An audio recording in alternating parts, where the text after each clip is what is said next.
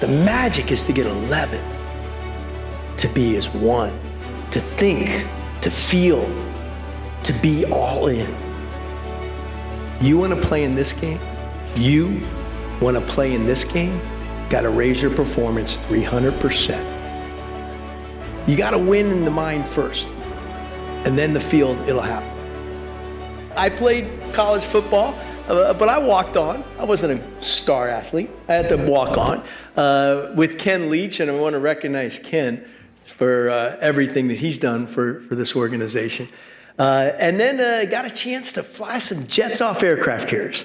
And everything that I learned in football became real, became really real. So let's unpack some of those stories. But first off, the first thing you're probably noticing, a lot more hair back then, didn't I? I think if we did a business case study on speed, stress, G-forces, this is the end result. So stand by, guys. Let me tell you, stand by. All right, hey, a couple of things you probably don't know about. A little bit of background here. My mom was born in East St. Louis. My parents met just right down the block. Okay, my dad was a West Pointer also, Tom. We talked about your dad. He graduated in 52 from West Point, also went to Korea. And I got to live in West Point as a little boy. You can see there's my mom and dad in the picture. And as I watched all the parents come up here and celebrate with all of you, and to see that beautiful rose that you gave your mom, I thought about my mom. You know, if I think about love and compassion, I think about my mom. When I think about integrity and character, I think about my dad. I don't need definitions, right? They come up to mind. And I look at each and every one of you here and what you've accomplished, and I guarantee you, it's because your parents. A lot of what they've showed and led you. And now you get to do that for others. And that's another fun thing. But look at that left-hand picture. That is on 14th Street in East St. Louis. All right, back in the early 60s. But I got to ask you something. Who would dress their kid like that?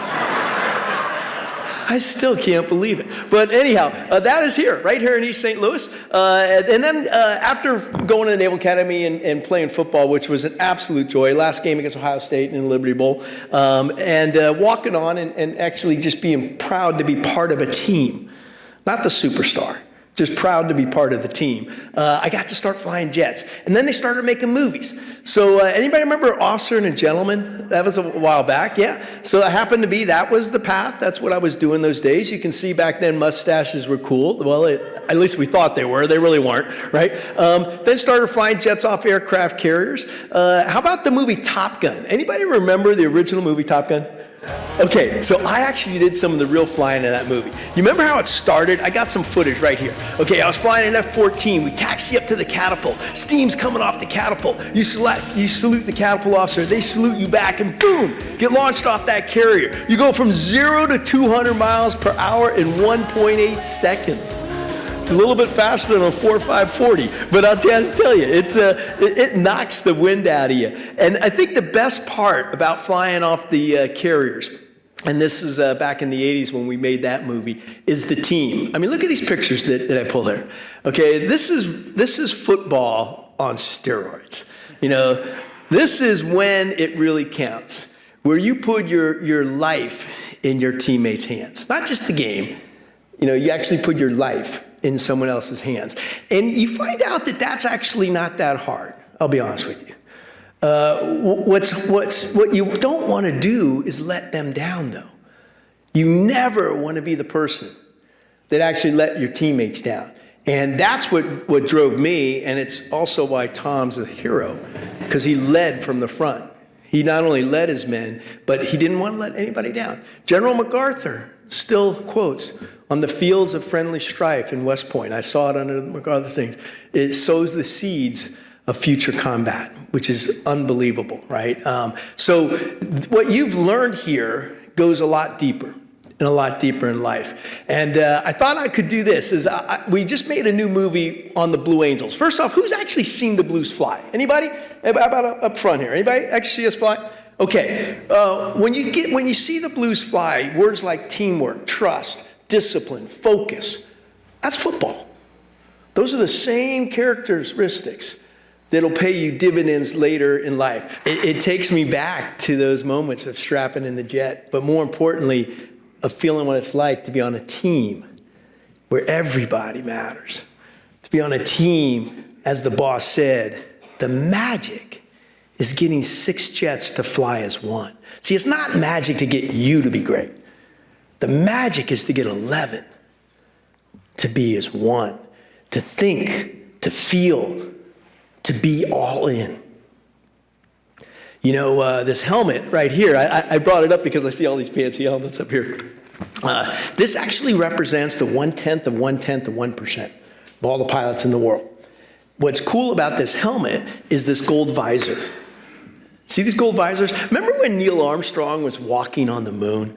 For some of us, we remember that. I know you all don't, but hopefully you've seen the pictures, right? You've seen the pictures of Neil Armstrong, and you see the picture of the lunar lander, and you see the American flag in his visor. Why? Because he's wearing the same visor. See, these gold visors allow you to look directly in the light and not blink, which I think is going to be a good life metaphor for you. When the heat's on, when the pressure's on, can you look directly in the light and not blink? I guarantee you can. Also, in the back here is a crest. We all know what it feels like to wear the uniform, to put a jersey on. I decided to put on my Top Gun jersey, which, by the way, someone said, you know, where do you get one of those jackets? And I said, man, you can't buy this. You got to earn it, right?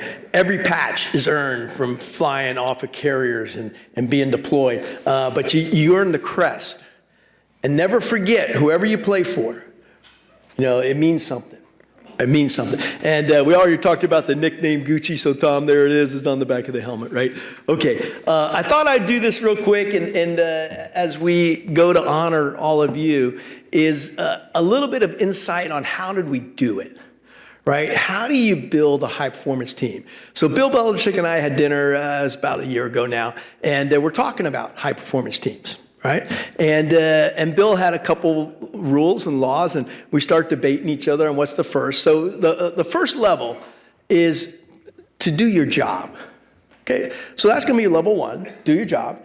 Any place we go, you know, what is your job? I never want to let my teammates down, so do your job. Okay, second level is to become world class. And you're demonstrating some of that already. You in the top 25, you're demonstrating being world class. But that's only the second level. And we have some great football legends in the room, all right? Anybody know the third level? What's higher than being world class at something? It's to do what we're honoring here, to teach someone else, to coach, to mentor, to be the examples that I saw here. That's world class. Now, you don't have to wait to be a coach. Do it to your teammates. That was a great speech you gave about learning from somebody. That's exactly it. But what's even better is teach someone else. Be that person who's not worried about losing their starting job. Instead, is just doing the opposite, saying we can make this happen. And there's a fourth level, which we'll get to in a few seconds. But I thought I'd take it behind the scenes. So this is the teamwork. And, you know, teamwork, next slide real quick, is about beliefs, all right? So there was a little video, but I don't think you heard it too much when we were having dinner. Here's what happened to me when I got selected for the Blues. And this is going to be true for you in college. When you show up, it's a whole new world. I can only imagine what it's like in the NFL when you actually show up. But when I show up on the Blues, they, for 6 weeks, you only have one job: to observe, to do exactly what you're doing right now, and listen, because the Blue Angels have a different culture. And I would suggest that's what this helmet represents, is a culture of excellence. But it's also a culture of caring. And those two things always have to go together. But anyhow, the boss walked up to me. So this is 6 weeks in, right? And he goes, hey, Gucci, you want to go flying today? Now, what he meant was not fly the jet. He meant there and give me a ride. We have a number 2-seater. I told you all a story in the back when I flew Merlin Olsen and Ronnie Lott on the same day for NFL Today. Well, now I'm going to get my ride. And I'm like a little kid, because my dad had taken me to an air show when I was 12 years old. I looked up in the sky and I saw these 6 magnificent blue jets. I turned to my dad that day and I said, Dad, I'm going to do that. 12-year-old kid. So you know where that dreams hit you in the heart. Keep those dreams alive, right? Anyhow, I climb into the jet. We taxi out to the runway. You can see us taxiing out right here. Oh, by the way, that picture right above Anybody know where do you think that picture was taken? Can you tell? What's in the background? Look at the uniforms that are in the background. Anybody see where that is? That's Moscow. Yeah, that's flying in Moscow in 1992. I took the team over there, and we went over there as ambassadors of goodwill. And we got to fly with each other's jets. I flew a Russian in back of my seat, and I knocked him out, right? And then he came, they flew me in his back seat. He tried to knock me out. He couldn't. We had fun. I mean, that's fun, man. That's getting airborne and seeing if you can knock the other person out, right? But this is what was really important, was those are the kids. Those are all the families of the Russian military. And when we landed, they said, "Welcome to Moscow, Blue Angels," in English, okay? And we had a lot of fun together. We did, and we left there arm in arm, and it could happen again, okay? These are athletes. These are warriors coming together. But I get in the jet, no kidding. Little hairs are standing on the back of my neck. We go to take off. The boss says, "Burners ready now." That's full afterburner, 168,000 pounds of thrust, knocks you back in your seat. We get airborne. The pilot does this violent left wing down. We go slicing underneath the wingtip, number 2 jet. Next thing I know, I'm tucked in underneath these afterburners. Now, you know how loud those jets are. When they go overhead, imagine 18 inches. The flames are coming out. The airplane's shaking. There's metal all around me. These guys go straight up. My eyes got this big. But the thought that hit me that day, how am I going to do this? How am I going to do this? See, what the Blue Angels were doing that day, they were saying this: Gucci, you want to play in this game? You want to play in this game? Got to raise your performance 300% from the best you've ever done. And I got to tell you, I got out of that jet and I was scared. Because I'm like, holy crap, how am I going to do this? And then somebody put their arm around me. And we went into the debrief room. And they said, "Gucci, we're in this together. We know how to do it. We just need your commitment. We can take you. We can teach you. Together, we know how to do this. We know how to win Super Bowls. But we got to be all in. We got to be all in. And we're going to be there with you." So I thought I would show you one quick behind-the-scenes video, and then we'll wrap up and we'll start giving you all the awards that you earned so hard. But how do we prepare before we go flying? You go through each maneuver, and if you notice, the boss, when we're all together, he would talk some maneuvers just in their name, and then he would go through certain calls. But it's a recitation of the words so that each pilot can hear those words. So, for example, I'll say, "Okay, we're parked in reverse order for a remote reverse walk down. Crank them up on 8, 9, and 18 takeoff checks and then chocks. There'll be a left 90 out of the chocks and go wing when clear of parking.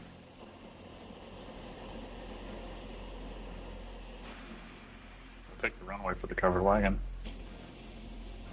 When Goose is ready to go 16 com 2, we'll go 16 com 2. We'll be clear for takeoff with a wind check. Check the parking brakes off. Maneuvers for the diamond, a diamond burner loop with a right turn out.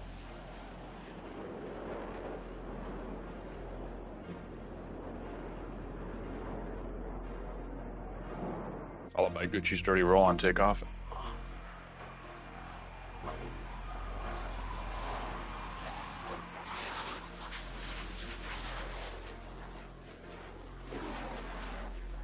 Thumpers, low transition, high performance climb to the split S.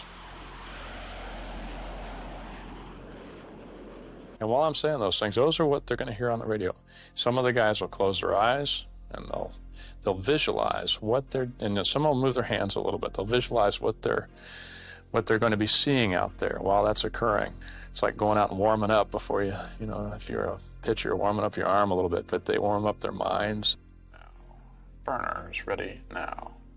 Power is set. Gear. A little drive.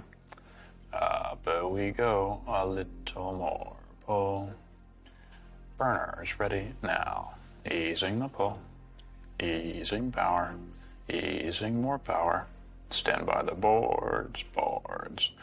Commas up. Pull. Smoke. Off. Coming right. Wings are level, smoke on,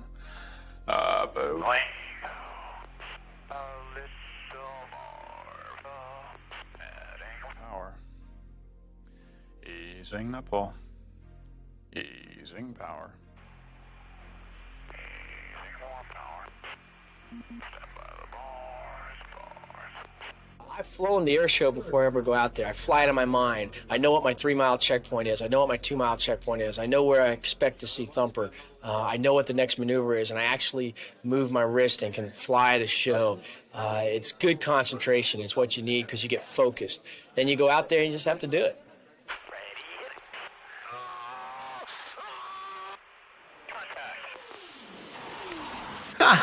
Hey, is that what your pregame looks like? I bet you, yeah, it's close though, Harold. You and I know, right? But if you think about it, how do you prepare your mind? It's not the body. What's going to make you a champion is the mind. How do you prepare this? And then connect the heart and the head. That's what we were doing. So did we have game films? Absolutely. That was our playbook. You saw it. It was a picture. We had mapped out the whole game. I had 30 different maneuvers. Each maneuver has 10 different checkpoints. And we would go through that in our heads beforehand. In fact, Nick Saban just had me speak to Alabama. This is back a few years ago. And we talked about the mental preparation. You got to win in the mind first. And then the field, it'll happen. You get to the point where you feel it. So you all know how to visualize. I would say never forget that in different parts of your life. I wake up every morning. I'll leave you with one quick takeaway. I do this every single morning, and my suggestion is try this tomorrow morning. In fact, all of you, I would like you to try this, is wake up tomorrow morning and just be conscious of the first thought that hits your head. Let's see what it is. See if it's a happy thought. So I like to wake up happy. Anybody else like to wake up happy, by the way? Yeah, okay. So here's what you do. If it's a happy thought, just reinforce it. If it's not, put it, compartmentalize, and just say, what am I grateful for? So I do this every morning. Glad to be your wake up. What are you grateful for in the present moment? Pick 3 things. Okay, then I want you to do this. Tomorrow morning, think back to today. Think back to somebody who you've met today. Usually think of their face. Think of a smile. And just replay that tape back in your head. 3 things that happened today. Then I want you to go forward and set your attention on the day. Say, how do I want to show up today? Do I want to show up powerful, peaceful, present? Just set that in your mind. You do that about 40 times, you will change your brain. The way your brain is wired, it'll rewire. Don't believe me, just try it. And it's all about giving back. So what we did here as a team, if you noticed in that video, everybody took care of each other. Everybody felt glad to be part of that team. And so what I did was I gave you a couple stickers, if you notice. Everyone, by the way, gets these, not just the athletes. There's some glad to be here stickers that are on your table. They're in your books. Each one of the athletes up here has a book called Fearless Success. I would suggest this. Put a sticker somewhere to remind yourself why you do what you do, not what you do, why you do it. And then I want you to give the second sticker to someone who's not here. Give it to someone who's not here and tell them why you're grateful. Watch what happens. Okay, that's the giving back part. I want to leave you with a good friend of mine, Joe Hubbard over there from East St. Louis. He is my mentor on giving back. Anything that we are able to achieve here. Oh yeah, here's the 5 dynamics of a high performance team. Tell me if you think this is correct. I want you to look at this and tell me, did you feel this on your team? And if you can, get this embedded into every team you're on your whole life. Watch what happens. Number 1, you got to respect each other. We know that, but it's a safe environment, psychological safety. 2 is humility. That means check your ego at the door. Let me tell you, sports you can get big egos. On the Blue Angels, you didn't see egos. You see, it was about learning. It's about humility. The open and honest, lay it on the table. The accountability, I like to say, is own it and fix it. See, it's not enough just to be accountable to yourself. You got to own the outcome of the game, not just your role. Huge difference, by the way. That's a huge difference. And then the last is that glad to be here and that gratitude. So I want to leave you a story. Next slide. This is the team. Remember I told you about Moscow? Look at that bottom right-hand corner. That's how we left Moscow. You saw how we showed up. This is how we left, arm in arm. One of the things, the rare privileges of being a great athlete is that people are going to want your autograph. And just remember, that you're making an impact on someone's life. It's an honor to have that ability to make an impact on someone's life. Last story, check out this picture of when a little boy came up to me. This wasn't this long ago. Someone came up to me and handed me their cell phone. It had this picture on it. But here's what he said. He goes, "Gucci, it's been a while since I've seen you. By the way, this is 1990. Seems like a long time ago, right? I was number 7 on the Blue Angels." But then he says this, "I kept this picture above my bed as a kid. I kept this picture above my desk in college." Then his wife was next to him and says, "Gucci, you're not going to believe this. He still has the picture up in the living room." This is who that little boy is today. That's Blue Angel, Nate Scott. Yeah, it's pretty cool. Yeah, thank you, yeah.